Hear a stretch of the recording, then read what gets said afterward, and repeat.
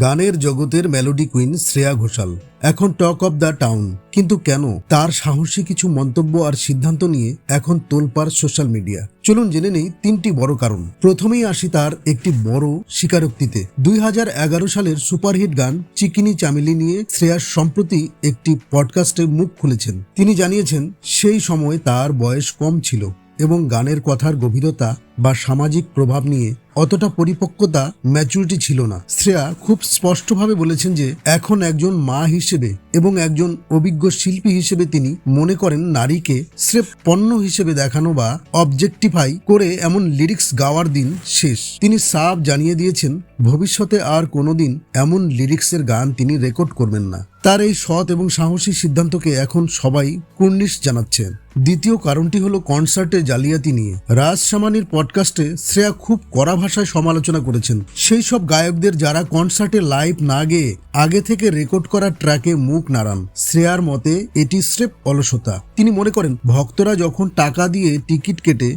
গান শুনতে আসেন তখন তাদের সাথে প্রতারণা করা মোটেও উচিত নয়। তবে শুধু বিতর্ক নয়, গান নিয়েও আছে বড় সুখবর। 2026 এপ্রিল থেকে শুরু হচ্ছে তার নতুন global tour the unstoppable. London থেকে মুম্বাই সবখানে তার সুরের জাদু ছড়াতে তিনি একেবারে প্রস্তুত। শ্রেয়া ঘোষালের এই সাহসী সিদ্ধান্তগুলো কি আপনি সমর্থন করেন? আপডেটগুলো ভালো লাগলে সাবস্ক্রাইব করতে ভুলবেন না।